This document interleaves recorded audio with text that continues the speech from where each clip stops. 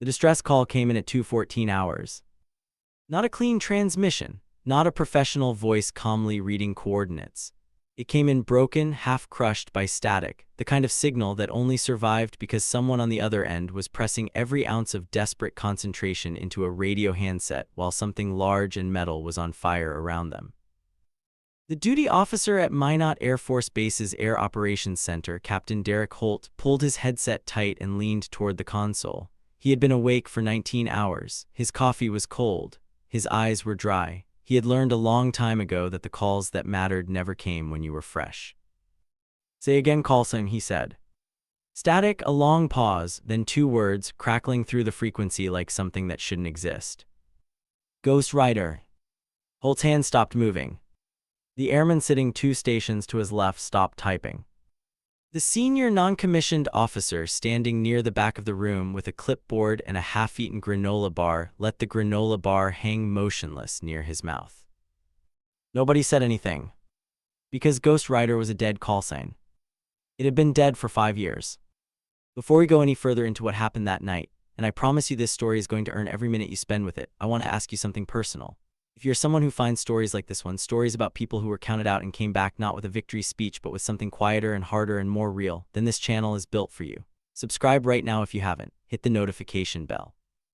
And while you are watching, I want you to drop a comment telling me where in the world you are watching from. I have readers from Karachi to Kentucky, from Lahore to Los Angeles, and every single comment you leave tells me that these stories are reaching people who deserve to hear them. Now stay with me, because Ghost Rider is not a call sign. Ghost Rider is a person.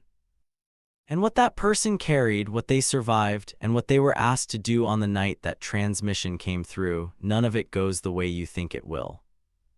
The call sign Ghost Rider had belonged to a pilot named Maya Reeves. Past tense officially. Present tense in ways that the Air Force had never fully worked out how to document. Maya Reeves had been 6 years old when she was first put in a wooden box. Not a real one, not a child's coffin, but the paperwork that surrounded a child declared legally dead by a circuit court in rural Montana after a flood took her mother, her aunt, her cousin, and what remained of the cabin they had been sheltering in during a storm that the National Weather Service had rated as a 1-in-200-year event. Maya herself had been found 3 days later, 7 miles downstream, alive, wedged in the root system of a fallen cottonwood tree, hypothermic, unconscious, and still breathing. She was 6. She did not understand the word deceased. She did not understand the paperwork. She understood that people cried when they saw her and then cried harder when they realized she was real. And she understood that the man who eventually came to collect her from the hospital was her father, a man she had met 4 times in her life, who smelled like diesel and something sharper, and who held her hand in the truck like he was afraid she might vanish if he let go. Her father's name was Warren Reeves. He was not a good man in the ways that matter for raising children. He was a functional man. He kept the lights on. He made sure there was food. He never hit her. He also never asked her much about who she was or what she felt or what she wanted. He worked long shifts at a refinery outside Billings, and he came home tired, and he watched television, and sometimes he drank and sometimes he didn't, and the years went by, and Maya grew up largely in her own company, in the enormous quiet of the Montana landscape outside their single-story house, watching the sky the way some children watch screens. She became obsessed with aircraft when she was 9. Not in the way children become obsessed with things and then abandon them. In the way that certain people discover the single organizing principle of their life and build everything else around it without ever making a conscious decision to do so. She checked out every book on aviation her small town library carried. She built models. She wrote to a retired Air Force pilot whose column she found in a hobby magazine, and he wrote back, which astonished her, and they corresponded for 2 years until he died of a stroke. After which she kept his letters in a shoebox under her bed and reread them so many times that the creases in the paper became soft as cloth. She knew by the time she was 12 that she was going to fly. She knew by the time she was 16 that she was going to fly fast. She knew by the time she was 18, when she walked into the Air Force recruiter's office in Billings with her GPA and her physical results, and the kind of absolute, focused calm that recruiters either recognize immediately as the real thing or mistake for arrogance, that she was going to fly fighters. The recruiter recognized it. He said later that she was the most self-possessed 18-year-old he had ever processed.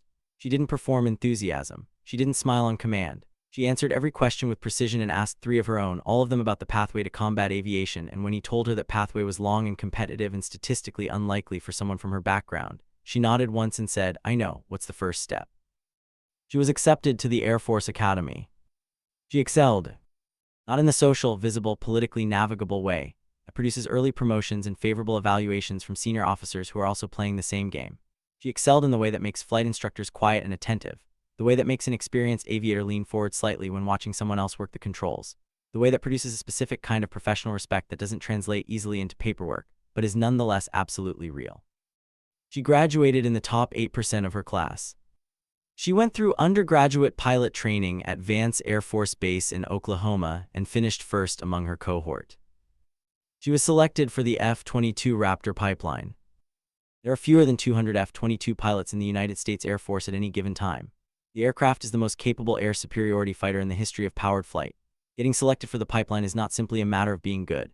You have to be the specific kind of good that survives a selection process designed by people who are trying to find not just technical ability, but the particular cognitive and psychological profile that the aircraft demands. The F-22 does not punish slow thinking. It simply stops working for you. It is an aircraft that rewards the pilot who can hold 7 simultaneous threat assessments in working memory while executing a high-G maneuver in low visibility. And it does this not by being forgiving, but by being brutally unambiguous about whether you are capable of keeping up with it. Maya kept up with it. Her instructors at Tyndall used the word uncommon, not exceptional, not talented, uncommon. One of them, a man named Colonel Richard Pratt, who had flown the F-22 for 11 years and who was not given to sentiment, wrote in her quarterly assessment that she had the fastest threat pattern recognition he had seen in a student pilot since the early developmental days of the program. He wrote it in the flat institutional language of Air Force evaluation forms, which meant the praise was more significant than it appeared, because those forms are not written for the reader, they are written for the record, and Pratt was a man who wrote for the record with precision.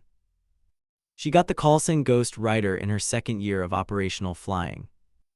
Callsigns in fighter aviation are not chosen. They are assigned, usually by your squadron, usually based on something that happened, usually something you would prefer had not been documented in permanent social memory. Ghost Rider was given to Maya Reeves because of an incident during a red flag exercise over Nevada in which she flew a simulated engagement so quietly, with such minimal communication and such precise position management, that 3 experienced aggressor pilots failed to locate her on their sensors for 11 minutes while she worked through her assigned intercept geometry, and when one of them finally called a radar lock on her. She had already completed her simulated firing solution, and the exercise controller had already scored the engagement as resolved in her favor. One of the aggressors, a man named Captain Louis Ferreira, who went on to become one of the best air-to-air instructors the Air Force had produced in a decade, said afterward at the debrief that fighting her was like fighting someone who wasn't there. Ghost Rider. She liked the name. It fit something she understood about herself that she had never been able to say out loud. She had been operating as though she didn't fully exist for a long time, declared dead at 6, raised by a man who loved her in the only limited way he knew how, which was not quite enough to fill the space where being known by someone should have been, building a life in the Air Force that was real and serious and excellent and still somehow invisible to the people around it, because the people who mattered most in the institutional structure could see her results and still not quite see her. She flew, she was very good, she was not promoted at the pace her record should have produced. Her commanding officer at Langley was a man named Colonel James Whitfield. Whitfield was not a villain. This matters. It matters because the easy version of this story would make him one, and the easy version would be a lie, and Maya Reeves's story does not have an easy version.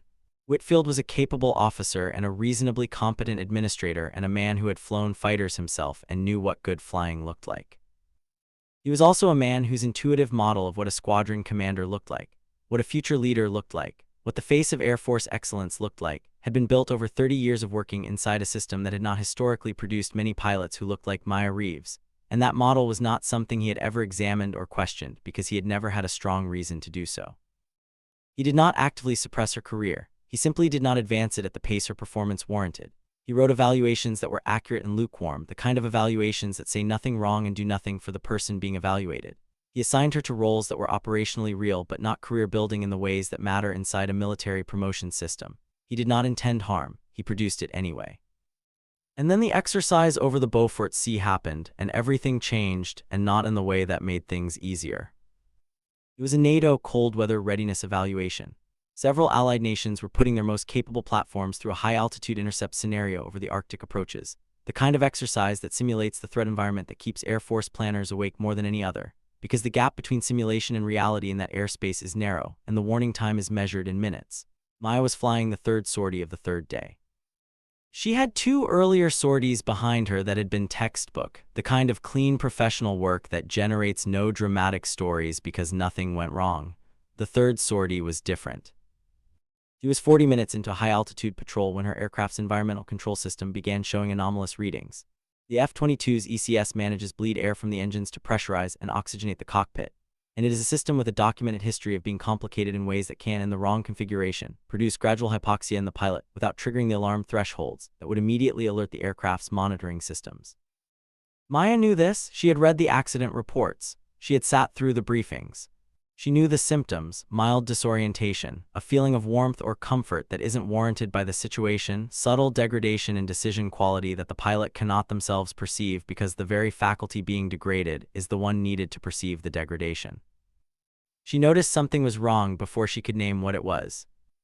Not because of the instruments, because of a feeling she had learned to trust, a specific quality of attention that she had been developing since she was a child watching the sky outside a Montana house, a quality that said something is not right in a voice too quiet for most people to hear.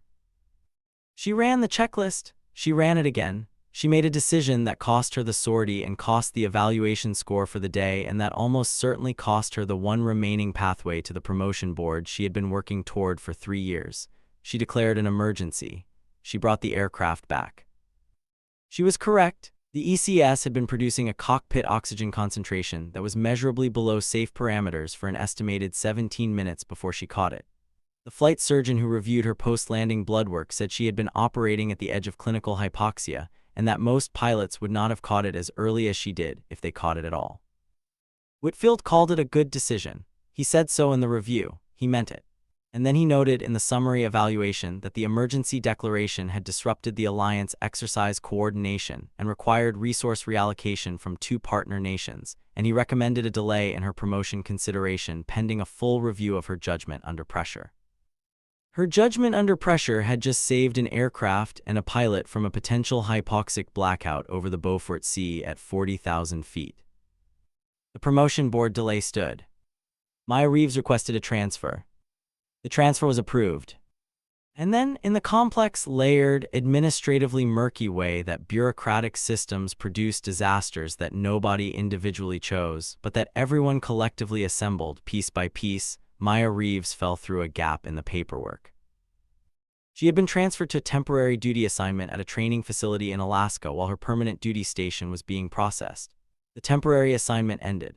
The permanent assignment documentation had been submitted through a system that was, at that moment, being migrated to a new database platform, and a batch of personnel records, including hers, was incompletely transferred. A follow-on administrative error, the kind that happens when underfunded bureaucratic infrastructure meets a moment of institutional stress, produced a status flag on her record that read, in the dry language of the system, separation administrative. It was not a discharge. It was not intentional. It was not vindictive. It was a data artifact, a phantom in the machine, the kind of error that someone should have caught and that nobody did because the system was not designed with enough redundancy to catch it, and because Maya Reeves was not the kind of person whose absence created immediate noise. She was not well connected. She was not loudly championed. She was excellent and quiet, and the excellence had never quite translated into the kind of visibility that would have made someone notice immediately when she disappeared from the system. She tried to correct it. For 8 months she tried to correct it. She filed forms, she made calls, she sent emails to administrative offices that responded with automated acknowledgments and then went silent. She contacted JAG, she contacted her previous command. She contacted Whitfield's office, which transferred her to an administrative assistant, who transferred her to a personnel specialist, who told her the case was under review. The case was under review for 5 months before anyone at that office recognized that the person calling was not a civilian contractor disputing a pay discrepancy, but an active-duty Air Force captain with an active-duty service record and 0 separation paperwork, and an ongoing security clearance that should have been completely impossible to maintain if she had actually separated. By the time the administrative error was formally identified, Maya Reeves had been listed as an administrative separation in the Air Force personnel system for 7 months and 3 weeks. Her call sign, Ghost Rider, had been formally deactivated and the slot reallocated to the squadron she had left. Ghost Rider was declared dead. For the second time in her life, Maya Reeves was on a piece of paper that said she didn't exist. She was 31 years old. She spent the next 4 months in a holding pattern that the Air Force, to its credit, eventually treated as a genuine emergency once the error was formally confirmed at a senior enough level. Her records were reconstructed. Her status was restored. Her clearance was revalidated. She was offered reassignment. She was not offered an apology exactly. She was offered a restoration of benefits and a formal letter acknowledging the administrative error, written in the kind of language that institutional bodies use when they want to acknowledge something without creating a legal exposure, which is to say, the language of careful recognition that stops just short of meaning what it appears to say. She accepted the reassignment. She did not make a scene. She had never made a scene. She went to her new assignment at a joint training facility in Nevada, where she spent the next 2 years rebuilding not her flight skills, which had not degraded, but her institutional standing, which the error and the years of administrative limbo had quietly erased. She was 33 when she returned to an operational F-22 squadron. She was 34 when the events of the night of the distress call began. And she was flying under a new call sign because the old one was gone, officially deactivated, formally deceased in the system, and the Air Force does not easily resurrect dead call signs. Until they need to. Captain Derek Holt had been sitting in the Minot Operations Center for long enough that he had developed a specific professional instinct for the difference between distress calls that were going to resolve cleanly and distress calls that were going to define somebody's night in ways they would still be thinking about at retirement. This one was the second kind. "Ghost Rider say status," he said into the headset.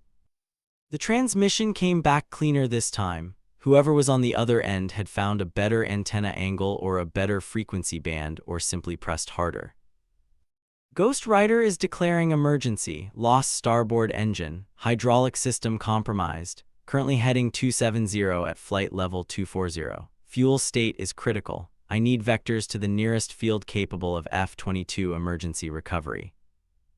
Holt was already pulling the chart. His airman was already running the nearest suitable field calculation. "Ghost Rider, confirm aircraft type F-22 Raptor." "Confirmed F-22 AIM single seat, no wingman." "Ghost Rider, interrogating your call sign. That designation is listed as inactive in our system. Confirm your pilot identification." A brief pause. When the voice came back, it was controlled in the way that very good pilots are controlled under pressure, which is to say, not falsely calm but genuinely oriented, focused on the problem and not on the performance of managing the problem.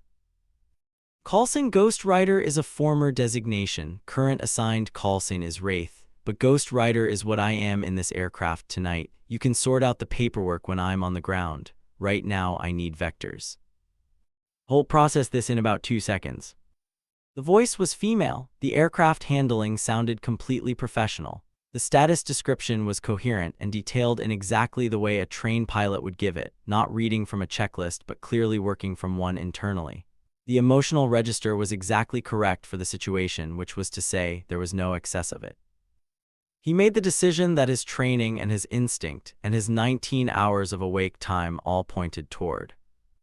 "Ghost Rider, copy all. Nearest suitable field is Minot itself. Vectors coming. Altimeter is 29902. Wind is 090 at 12. You have the runway." The next 47 minutes were the kind that Holt would replay for years.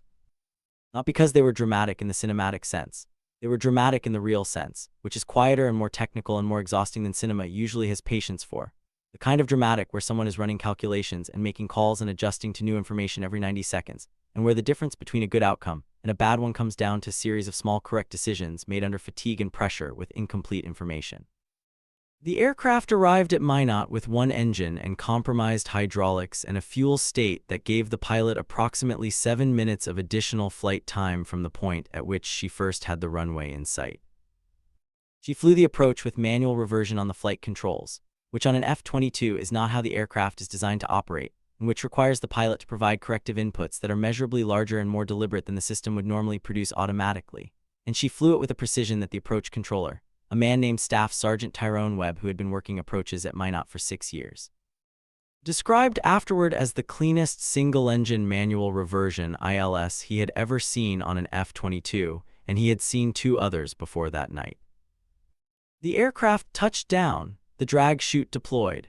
The pilot applied brakes with the remaining hydraulic pressure and used differential thrust from the single working engine to hold centerline, and the aircraft came to rest on the runway with 700 feet of pavement remaining and both main gear tires still intact. There was a long silence on the frequency. Then Staff Sergeant Webb, without quite deciding to, said quietly into his microphone, "Damn fine piece of flying, Ghost Rider." And the pilot's voice came back, tired now in the way that only comes after the sustained effort of something genuinely difficult, and said, "It's Wraith, but thank you." Webb would remember the correction for the rest of his career. The aircraft was towed to the maintenance bay. The pilot was helped out of the cockpit by a crew chief who had been standing by for emergency recovery, and who, as Maya Reeves climbed down from the ladder and pulled off her helmet, looked at her for a moment with the specific expression of someone trying to reconcile the voice they had been tracking on frequency with the person now standing in front of them. Maya was aware of the look. She was used to the look. She did not address it.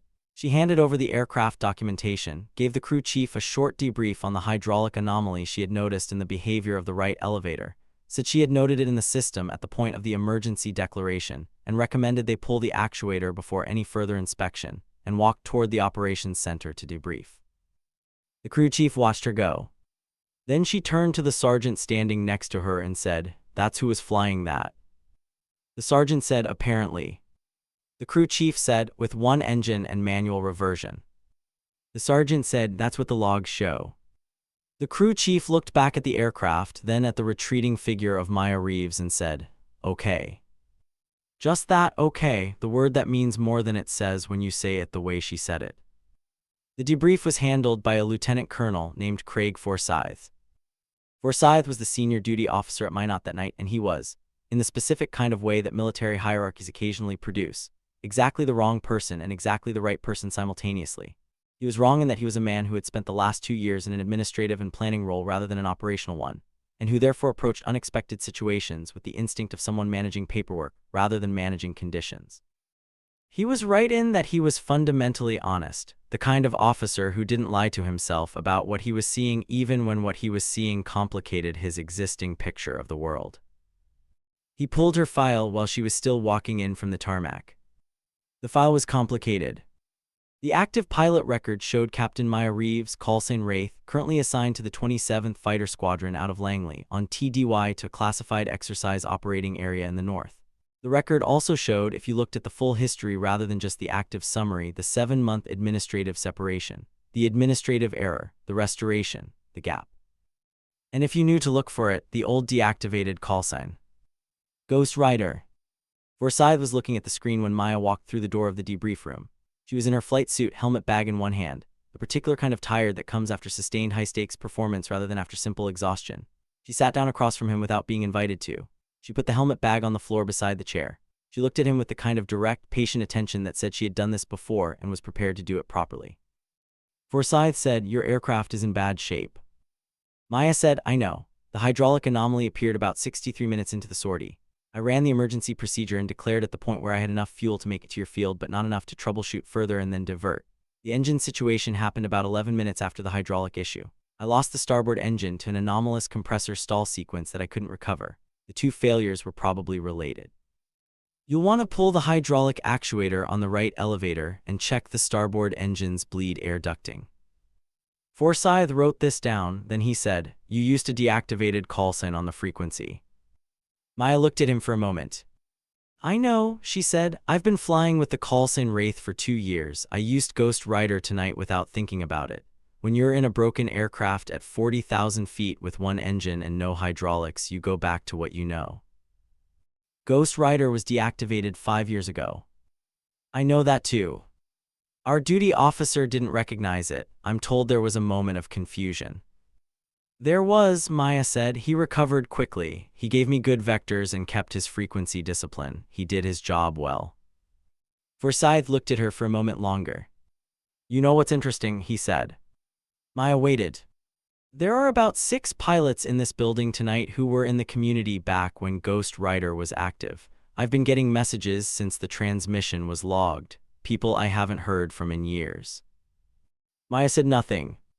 The name froze people, Forsyth said. I know the name has a reputation, Maya said carefully. It froze the pilots, Forsyth said again, not the controllers. The controllers didn't have the context, but the pilots. He paused. I'm one of the 6. I flew with you once, a dissimilar air combat training exercise out of Tyndall. I was in an F-15, you were in an F-22. You embarrassed my entire flight without appearing to try very hard. Maya looked at him. She did not smile. I remember the exercise, she said. I don't remember embarrassing anyone. That, Forsyth said, is probably why it was so effective. There was a silence. Forsyth put down his pen.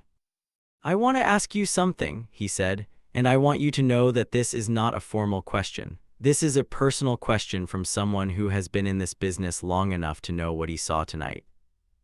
Maya waited. The hydraulic anomaly, how early did you notice it, not the instruments, you? Maya looked at him for a long moment. Earlier than the instruments showed it, she said. How much earlier? About 4 minutes. Forsyth was quiet for a moment. 4 minutes, he said. I know what the numbers should feel like, Maya said, not consciously, but I know. The control response was different in a specific way, not enough to trigger any threshold on the system, but different. Forsyth picked up the pen again, not to write with, just to hold. The pilots in the community who remembered Ghost Rider when that transmission came through, he said.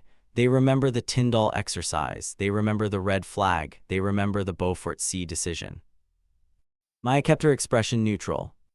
They remember a lot of things, she said. Some of them are probably still angry. Some of them are, Forsyth said, but most of them are not. He paused. Most of them just remember what it looked like when someone was better than the system knew how to handle. It was the closest thing to acknowledgement that Maya had received from a senior officer in 5 years. She did not let herself feel it fully in the moment. That was not how she operated. She was aware of it the way you are aware of sunlight when you have been inside for a long time and you step through a door into the air. You know it is there. You do not stand still in it and simply feel it because you have somewhere to go and things to do, and the moment has not yet earned being treated as a conclusion. She thanked Forsyth for the debrief. She asked about temporary quarters for the night. She walked out. She called the operations desk at Langley and reported her aircraft status and her location and the circumstances of the emergency. The duty officer at Langley asked her twice to confirm the call sign she had used on the Minot frequency. She confirmed it twice. He said he would note it in the incident report. She said that would be fine. She lay down in the temporary quarters they gave her and stared at the ceiling for 45 minutes. She was thinking about the first time she had been given the call sign. She was thinking about Louis Ferreira's voice at the debrief in Nevada. You're like fighting someone who isn't there. She was thinking about what it meant to have been invisible for so long, not to enemies in the air, but to the institution she had chosen to give her life to, and whether the work she had done in that invisibility was real, whether it counted, whether the fact that nobody had been keeping a clean accounting of it meant that it was lost somewhere in the ledger that actually mattered, or whether it was simply waiting. She thought about her father who had held her hand in the truck and never quite known what to say to her. She thought about the retired pilot who had written her letters about what it meant to find the thing you were built for and then spend your whole life doing it properly. She thought about Colonel Pratt at Tyndall who had written the word uncommon in her evaluation, in the flat institutional language that hid more than it showed, and how that word had stayed with her longer than most of the things that were meant to be encouraging. She thought about the Beaufort Sea. She had made the right call. She was still certain of that. She would always be certain of that. The only thing that bothered her about the Beaufort Sea, the only thing that still lived in the part of her where things that are not fully resolved tend to live, was not whether she had been right. It was the question of whether being right had actually mattered, in the institutional accounting where these things are supposed to matter, or whether being right had simply been the private correct outcome of a private correct decision that the structure around her had been unable to accurately price. She fell asleep thinking about that question. She did not have an answer. She would not have an answer for another 3 months. The incident report from Minot traveled up through the Air Force's operational reporting chain in the way that incident reports do, which is to say, it was processed and reviewed and logged and eventually reached the desk of people who had the rank to decide whether it warranted action beyond documentation. One of those people was Major General Patricia Olmsted. Olmsted was the Air Force's Deputy Director for Air Combat Readiness, a position that existed at the intersection of operational performance, training standards, and the always complicated question of how the service identified and managed its most capable assets. She had come up through the F-15 community, had spent a tour with the aggressor squadrons at Nellis, and had spent the last 6 years in positions of increasing administrative responsibility that she wore with the particular patience of someone who knows that the institutional work of maintaining the standard is as important as the individual work of meeting it. She read the Minot report on a Tuesday morning. Then she read it again. Then she pulled Maya Reeves's full file. She spent about 2 hours with the file, not reading every page with equal attention. Reading it the way experienced people read a complicated document, moving quickly through the parts that were clear and slowing down at the parts that weren't, asking herself specific questions at each point of inconsistency, and then looking for the answer in the surrounding documentation. She found the administrative separation error. She found the Beaufort Sea incident and Whitfield's evaluation. She found Pratt's assessment from Tyndall. She found the red flag exercise report with Ferreira's comment. She found the deactivated Ghost Rider call sign. She found the emergency landing at Minot with the approach controller's note and Forsyth's debrief summary. She sat for a while after she finished. She had a phone on her desk that she was supposed to use for routine calls and a different phone for calls that were not routine. She used the second one to call a number at Langley. The person who answered was Colonel James Whitfield. He had been promoted since Maya's time in his squadron. He was now the wing commander at Langley, a position of real authority and real responsibility and real visibility. He was also, Olmsted reflected, the same man he had always been, which was a professionally capable person who had been wrong about something important without ever quite understanding that he had been wrong, which is the most durable kind of wrong because it produces no friction against itself. Jim, Olmsted said.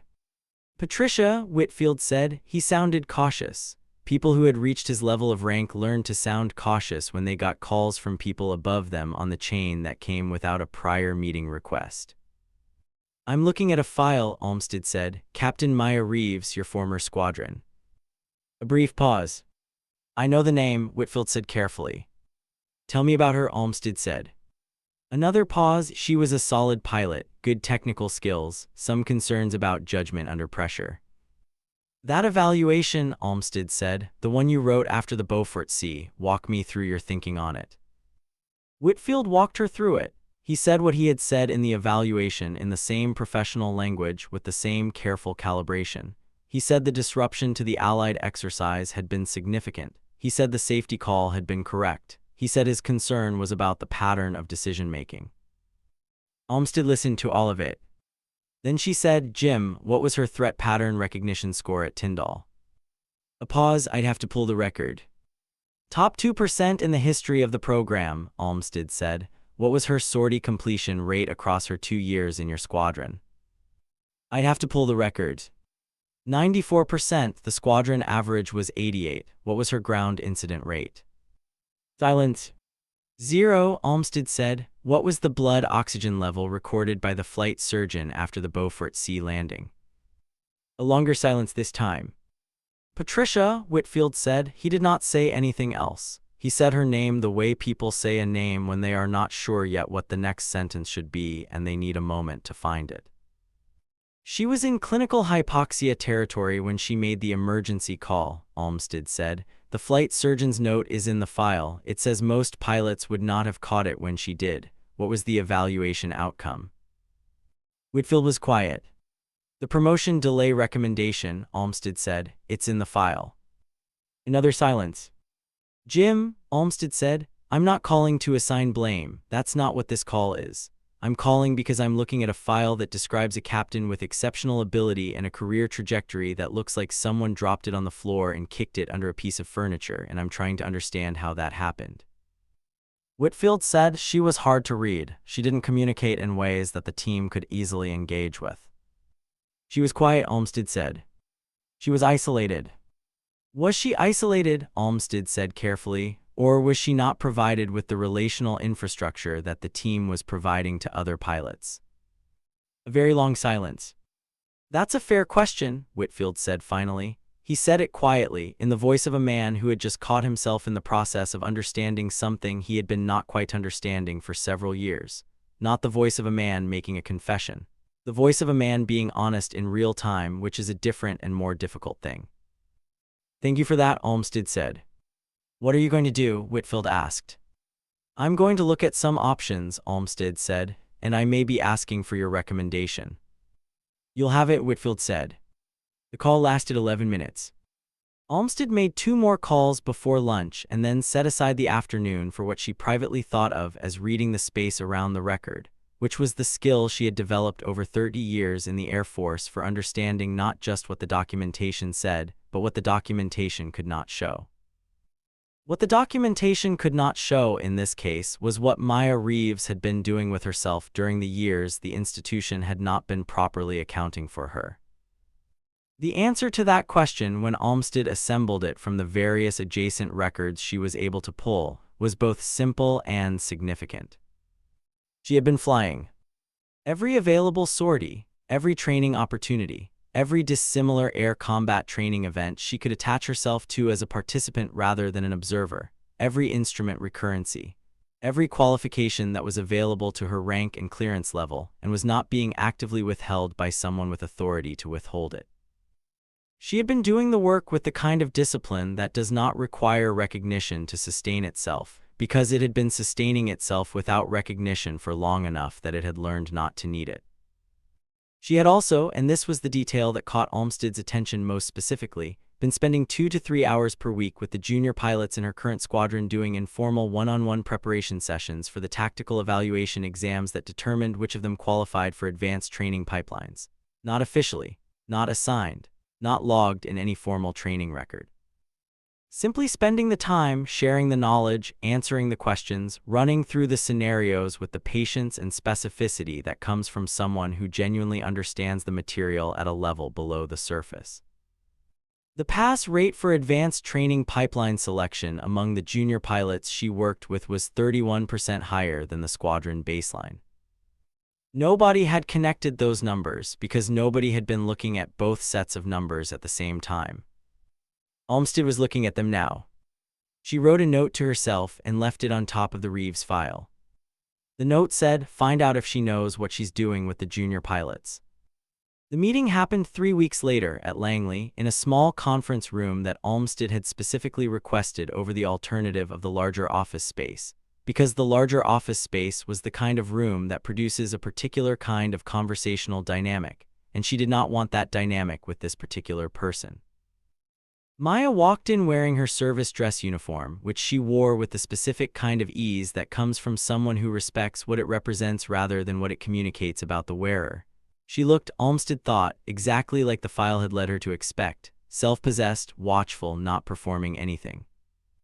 Olmsted introduced herself. Maya responded. They sat down. Olmsted said, "I want to ask you about the junior pilot sessions, the informal ones."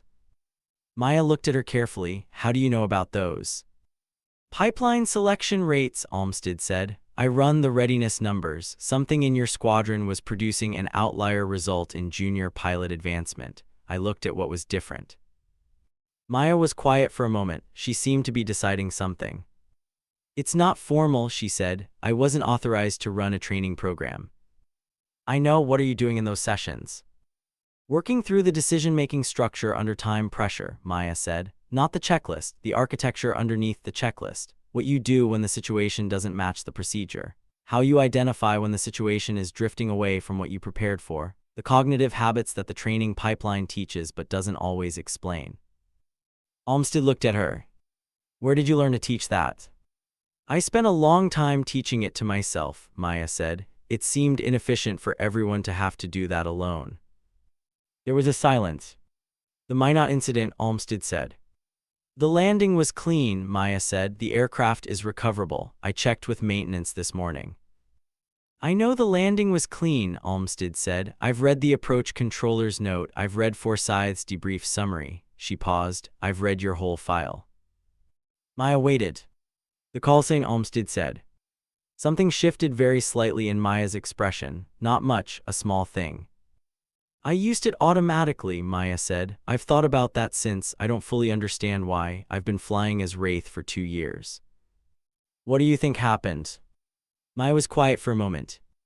I think, she said carefully, that when everything else is stripped away by the situation, you go back to what you actually are, not what you've been assigned to be, what you are. Olmsted sat with that.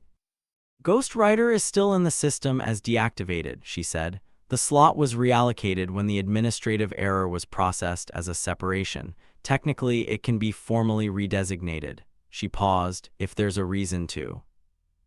Maya did not respond immediately. I've been Wraith for 2 years, she said. It's a good call sign. It's a fine call sign, Olmsted said. Ghost Rider means something different. I know what it means, Maya said. That's what worries me about it.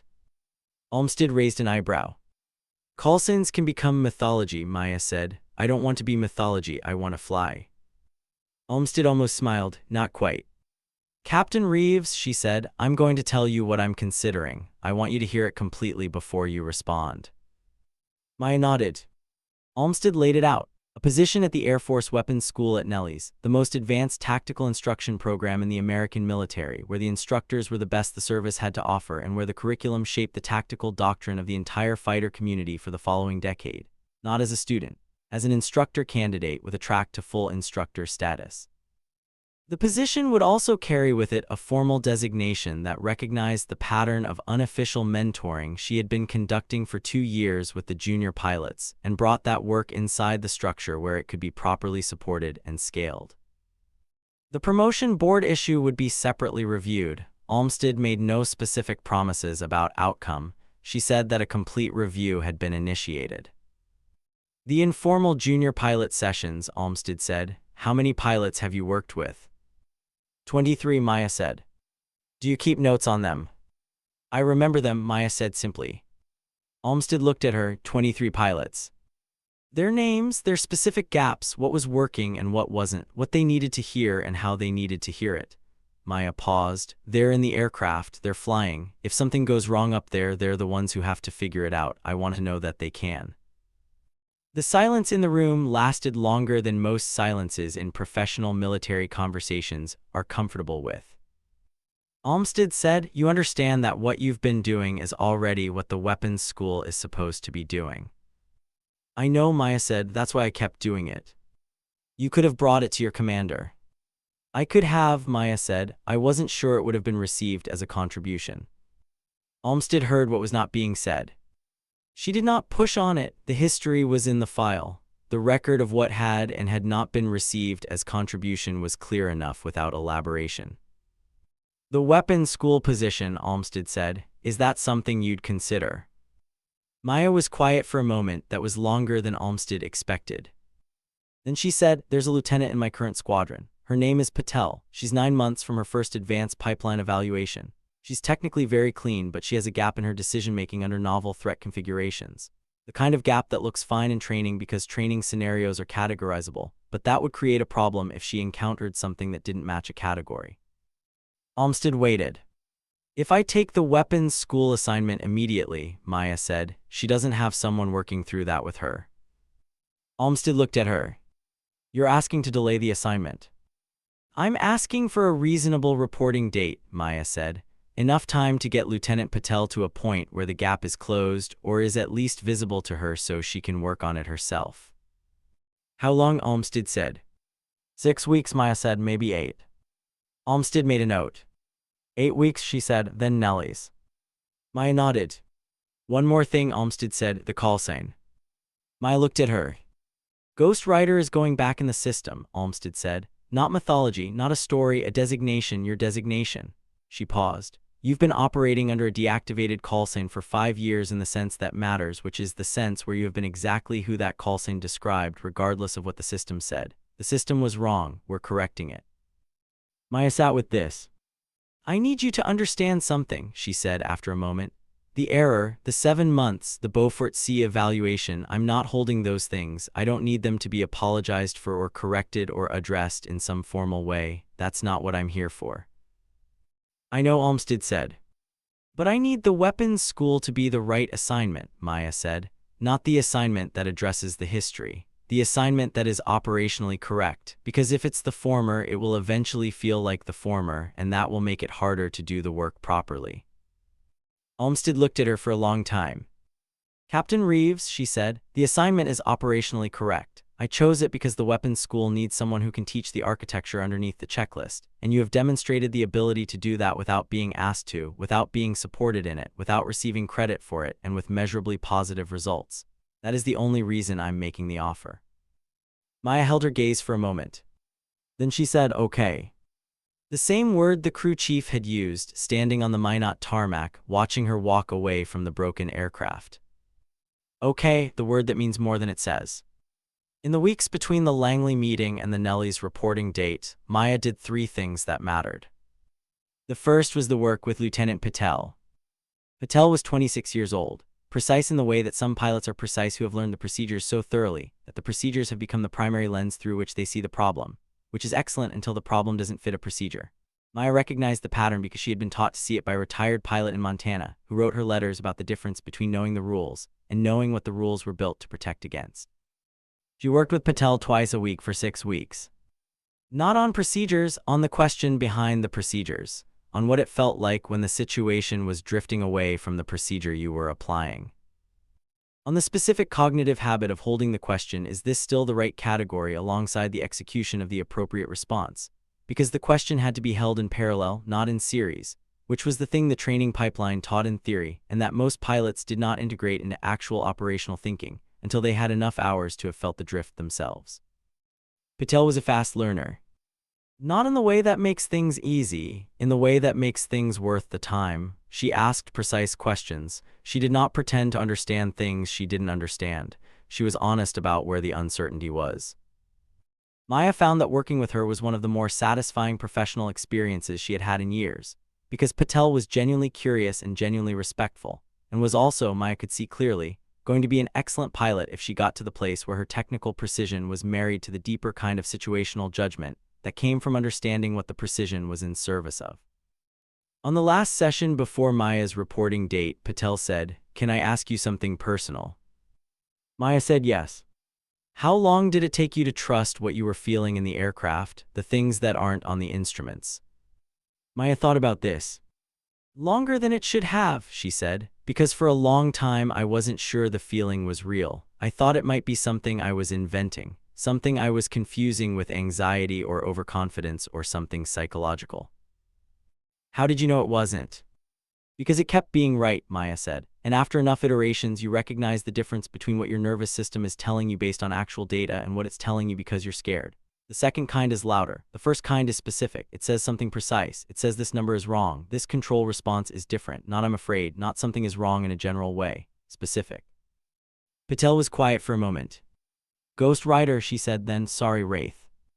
Ghost Rider is coming back, Maya said. It was the first time she had said that out loud to anyone below the rank of major. Patel looked at her. It suits you better, Patel said. I looked up the history, the red flag exercise, the Tyndall assessment. She paused, the Beaufort Sea. Maya looked at her. You didn't know I researched it, Patel said. I didn't. I researched everything, Patel said. After the first session, I needed to understand who I was learning from. She paused. I'm glad I did. Maya was quiet. The Beaufort Sea call, Patel said. You were right. I know, Maya said. Did it help, Patel said carefully, that you were right, or did it just matter that you were right, because those seem like different things? Maya looked at her for a long moment. It mattered, she said, that you know the difference between those things. It will make you a better pilot. Patel nodded. Maya picked up her helmet bag, the second thing she was going to do before Nellie's was waiting. The second thing was a call to Warren Reeves, her father. She called him on a Tuesday evening from the temporary quarters at Langley. He answered on the third ring in the way he always answered, with his name and a slight hesitation, as if he were always slightly surprised that the phone had rung. She told him about the weapons school assignment. She did not tell him about the Minot emergency, because telling him would produce in him a specific kind of worried silence that she found harder to manage than most other things, and because the emergency was over and she was fine and there was nothing useful to be produced by adding his anxiety to the accounting. He was quiet for a moment when she told him about Nellie's. Then he said, "Is that the one with the best pilots?" She said it was. He said, "Good." He paused. "That seems right." It was not a lot. It was a man with a limited vocabulary for the things that mattered, saying the thing he could say within that limitation. She had learned a long time ago to receive what was actually given rather than measuring what was given against what might have been given. Her father's good seemed right on that Tuesday evening was all of what he had. It was enough. She said goodbye. She sat with the phone in her hand for a few minutes. She thought about the Cottonwood route system and the river and the hospital and the truck and the letters in the shoebox, and the recruiter in Billings and Tyndall and the red flag over Nevada and Louis Ferreira, saying you're like fighting someone who isn't there, and the Beaufort Sea and the broken aircraft and Forsyth's debrief and Olmsted's conference room and Patel's careful questions. It was a lot of ground to have covered. It did not feel like a complete accounting. It felt like a partial one, which is what all accountings feel like when you are still in the middle of them, which Maya Reeves, at 34 years old with a weapons school assignment starting in 3 weeks, understood herself to be. The third thing she did was not planned. It happened on a Friday afternoon, 2 days before her reporting date, when she was doing a final currency sortie in the squadron aircraft. A routine training flight, nothing exceptional, just the work of keeping current and keeping the feel of the aircraft in her hands where it belonged.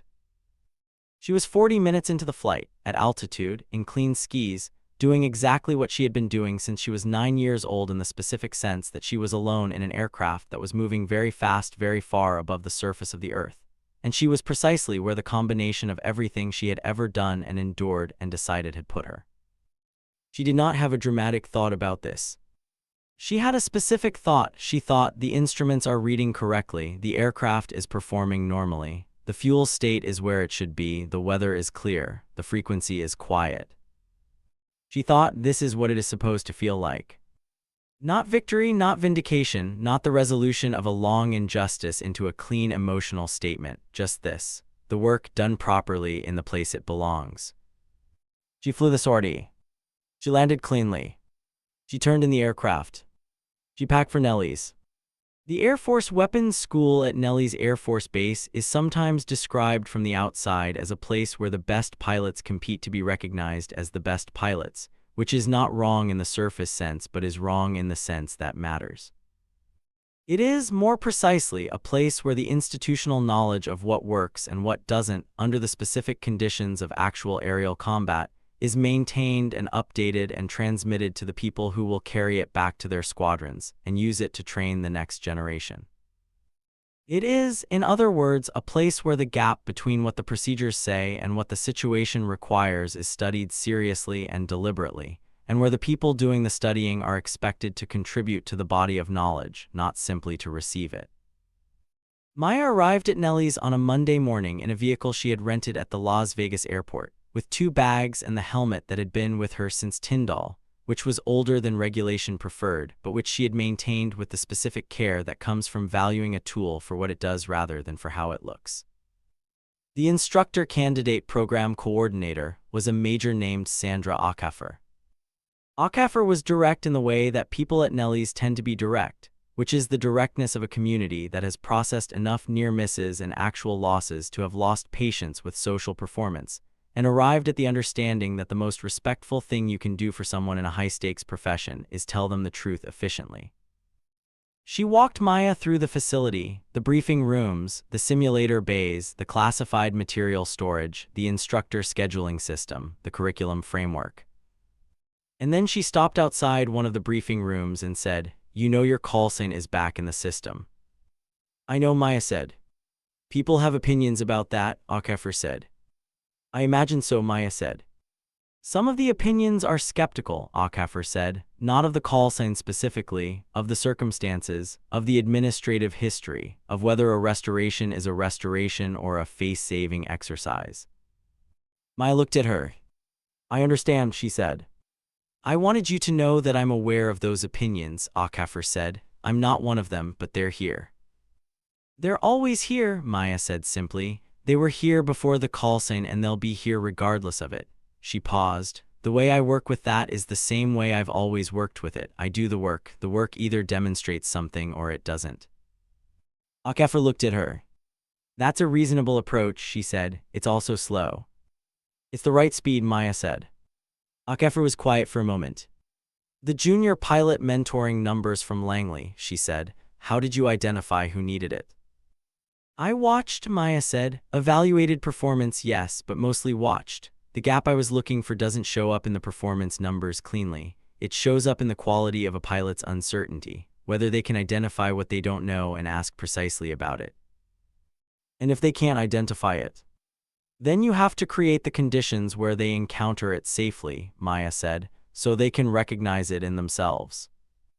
Akefa nodded slowly. That's what we try to do here, she said. I know, Maya said, that's why I accepted.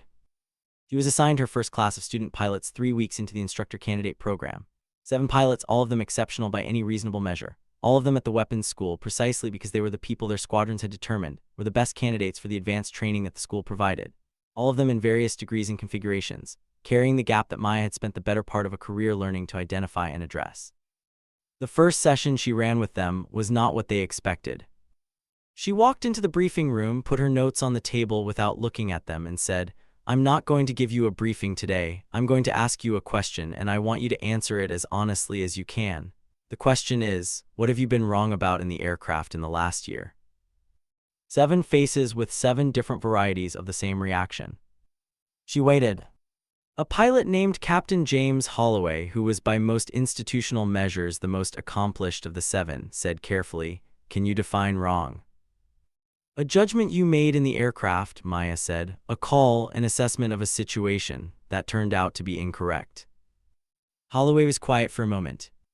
I'll start, Maya said. 3 months ago, I was setting up an intercept geometry and I misjudged the closure rate on the Bandit by approximately 4%. It was within tolerance. The outcome was still operationally correct, but I was 4% off and I knew it when I ran the debrief numbers. She paused. I misjudged it because I was relying on a pattern recognition shortcut I had developed over years of flying similar geometries, and the geometry that day was similar enough to trigger the shortcut but different enough that the shortcut was slightly wrong. I have since thought about that specific shortcut differently. It has changed how I set up that geometry. She looked at them. Now, what have you been wrong about? The session lasted 3 hours. By the end of it, all 7 pilots had said something honest. Not all of them said something that was fully useful yet. 3 of them were still operating at the level of nomming a performance outcome without being able to name the cognitive process that had produced it. But all of them had said something real, which was the starting condition for everything else. Holloway came to her afterward. He was the kind of pilot who had been excellent for long enough that he had developed a very good approximation of knowing what he didn't know, which is one of the more dangerous cognitive positions in high-performance aviation, because the approximation can look like the real thing until the situation requires the real thing. He said, That's not how I've been taught to debrief. No, Maya said. The standard debrief structure is performance-based, he said. You assess against the objective, you identify deviation, you recommend correction. I know the structure, Maya said. What you were doing was different. Yes. He looked at her. Why? Because the standard debrief structure tells you what happened, Maya said. What I'm interested in is why you made the decision that produced what happened. The cognitive structure underneath the outcome, that's where the correction needs to happen. You can know that you misjudged the closure rate without knowing why you misjudged it, and if you don't know why, you will misjudge it again. Holloway was quiet for a long moment. I've been flying for 8 years, he said. Nobody has explained it that way. I know, Maya said. I didn't have someone explain it to me either. I figured it out alone, and it took longer than it should have. You could write it down, Holloway said. Formalize it. I'm working on it, Maya said. For the curriculum. For anyone who needs it, Maya said, which is most people. Holloway nodded. Ghost Rider, he said, not addressing her, just saying the call sign in the room, testing how it sounded. Maya waited. I heard the Minot transmission recording, he said. The duty officer shared it in the pilot room about a week after it happened, before anyone knew what was going to happen with the assignment or the call sign. He paused. The room got very quiet. Maya did not respond to the specific phrase. The quality of the flying, Holloway said, in a broken aircraft, single engine, manual reversion, on a frequency that had never heard that call sign before and was momentarily confused about whether it was real. He paused again. That's what I want to be able to do. You can be, Maya said. Can I be, Holloway said, not falsely modest, genuinely asking. You have the technical ability, Maya said. Whether you develop the rest of it depends on whether you're willing to do the kind of work that looks like nothing from the outside, sitting with the questions, running the debrief properly, being honest about the shortcut. She looked at him. You were not fully honest in the session today about the geometry error you made last spring. Holloway went very still. That's the one you were thinking about when I asked the question, Maya said. I could see it, but you described a different one, a smaller one. He looked at her. The geometry error from spring, she said. That's the one we need to talk about. It took him a moment, then he said, How did you know? Because you looked at the table when I asked the question, she said, and then you described a different situation. People look away from the thing they're protecting and describe something adjacent. He was quiet. It happens, Maya said. The question isn't whether it happened. The question is whether you're willing to look at it. He looked at her for a long moment. Then he said, Okay. The weeks at Nellie's accumulated in the way that good work accumulates, which is to say not dramatically but deeply, in the sedimentary way that things become true over time and effort rather than over revelation and recognition. Maya ran her sessions. She developed the cognitive debrief framework that she had been working on for 2 years in the informal sessions at Langley, and which was, she was realizing, more complete than she had known because she had been too close to it to see it as a whole. She wrote it down in the form that the weapons school curriculum could absorb and use. She flew every sortie available to her. She worked late. She answered questions. She made one significant mistake. It happened in the 4th week, during a simulated air combat engagement that the instructor candidate class was running against an aggressor flight from the adversary squadron at Nellie's. Maya was in the role of flight lead for the training flight, which meant she was responsible for the tactical execution of the engagement and the safety of her element. She misread a tactical picture. Not catastrophically, not in a way that produced a dangerous outcome, but she applied a pattern recognition shortcut of exactly the kind she had been teaching her students to interrogate, to a threat configuration that was similar enough to the pattern to trigger the shortcut but different enough that the shortcut was wrong, and she made an intercept call that was 30 degrees off the optimal geometry. The aggressor capitalized on it. She lost the engagement. The debrief was run by Major Okafor, who ran it with the same efficiency and directness that she applied to everything. She walked through the tactical picture, the shortcut, the error, the outcome. Then she looked at Maya and said, Instructor Candidate Reeves, walk us through your decision. Maya walked them through it. She was specific. She identified the shortcut. She identified the point at which the shortcut had engaged and the point at which she had failed to interrogate it against the actual data. She identified the cognitive habit that had produced the failure and described what a corrected version of that habit would have produced. She did not minimize it. She did not provide context. She did not note that the error was within a normal range of performance or that the engagement conditions had been unusually challenging or that it was a training scenario with no operational consequence. She did the debrief the way she had been teaching her students to debrief. When she finished, Okafor said, Any questions for Reeves from the class? Holloway raised his hand. He said, The shortcut you applied, is that the same class of shortcut you described to us in the cognitive debrief framework, the pattern trigger error? Yes, Maya said. You've been teaching us to interrogate those. Yes. And you didn't interrogate this one. No, Maya said, I didn't. Why not? Maya looked at him. Because I was the flight lead, she said. I was managing multiple simultaneous assessments. The shortcut engaged faster than the interrogation habit. That's one of the specific vulnerabilities of the flight lead role that I hadn't fully built into the framework. I'm building it in now. Holloway nodded. Okafor said, Good debrief, Reeves. Maya looked at Okafor. Thank you, she said. Then I lost the engagement. Yes, Okafor said. That matters. Yes, Okafor said again, it does, and so does everything you just did in the debrief room. She looked at the class. Write down what Reeves just did, not what she said, what she did, because that is what you are here to learn how to do.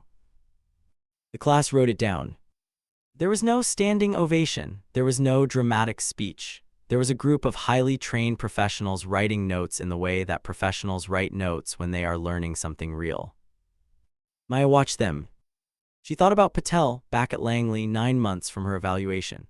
She thought about whether the session they had done on novel threat configurations had landed the way it needed to. She thought about the specific gap she had identified in Patel's decision-making, and whether Patel had continued working on it, or whether the structure around her had provided enough friction to maintain the momentum. She made a note to reach out, not officially, not through channels, just a message asking how the preparation was going and whether there were questions. The note went out that evening. Patel responded the next morning. She said, "I had a scenario in training yesterday that I would have mishandled 6 months ago. I caught it, thank you." Maya read the message twice.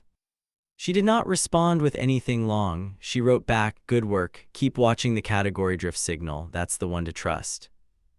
Patel sent back a single word. "Okay." The call-sign ghostwriter was formally reinstated in the Air Force personnel system on a Thursday in November, 6 months after the Minot emergency, in the flat bureaucratic language that the system uses to document events that are significant without ceremony. The documentation noted that the call-sign had been deactivated due to an administrative error in personnel record management and was being reinstated to its original holder. It noted the current assignment of the holder. It contained no language about what the call-sign had meant or what the years between deactivation and reinstatement had contained, or what it said about the system that had produced both the deactivation and the reinstatement. Systems do not speak that language. People do.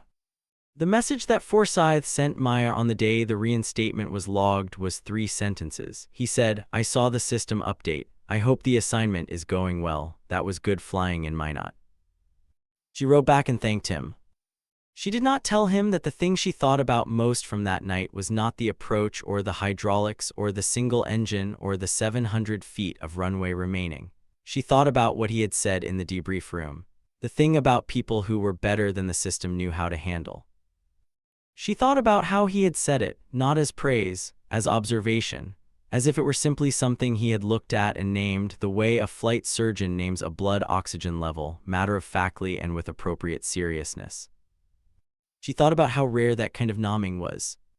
She thought about Patel catching the category drift. She thought about Holloway asking about the geometry error, honest and direct and willing to look at the thing he had been protecting. She thought about the 23 pilots she had worked with in the informal sessions at Langley, whose names and gaps she could still account for, all of them now somewhere in the aircraft, working through what they had learned or still working toward it. She thought about a cottonwood tree root system, and a girl who was declared dead and came back breathing. And she thought that there's a specific kind of person who is made by being underestimated by circumstance, not hardened into bitterness, not made into a person whose victory is defined against the people who underestimated them, but made into a person for whom the survival and the work are both simply what they do, and for whom the recognition, when it comes, is not the point. The recognition was not the point. The point was the work. She flew the next morning, pre-dawn brief, cold tarmac, the specific smell of jet exhaust and high desert air that Nellie's has at 500 hours, which she had decided was one of the better smells in her experience of the world. The cockpit closed around her with the familiar pressure of the canopy seal. The instruments came alive. She ran the checks. Everything reading correctly. Frequency quiet.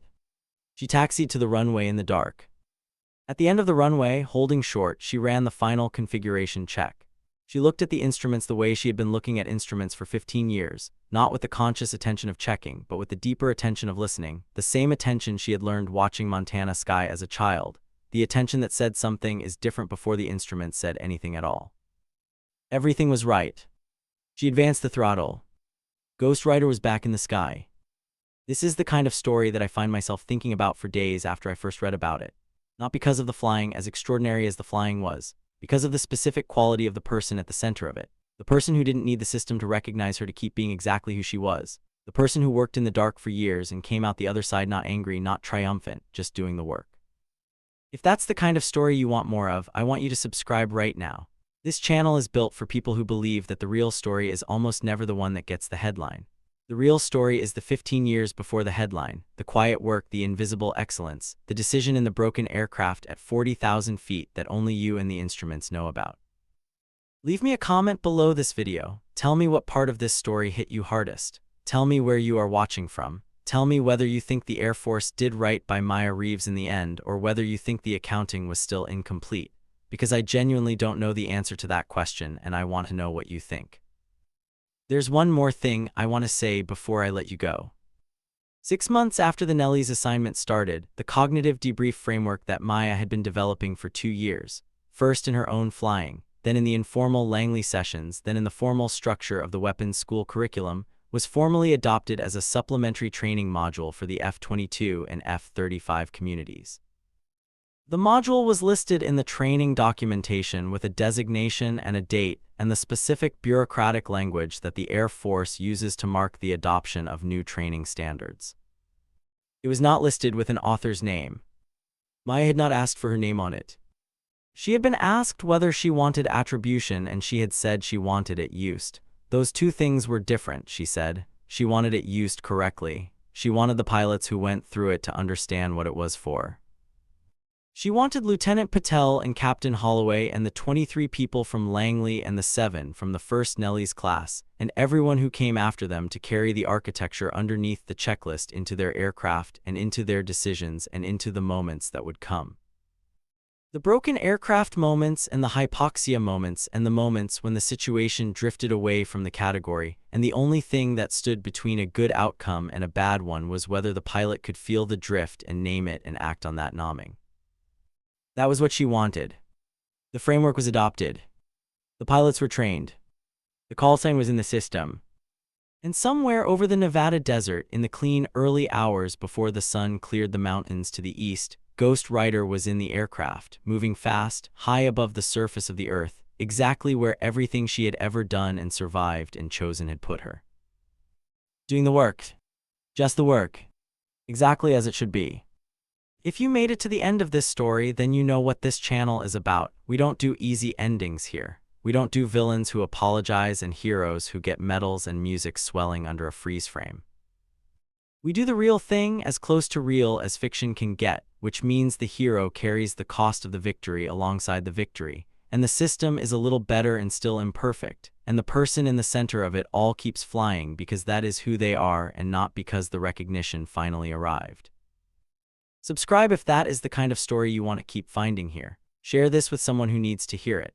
And leave a comment, tell me what you thought. Tell me whether Maya's story feels complete to you or whether you think something important was left unresolved, because I think that question is worth having in the comments, and I think you are exactly the right people to have it with.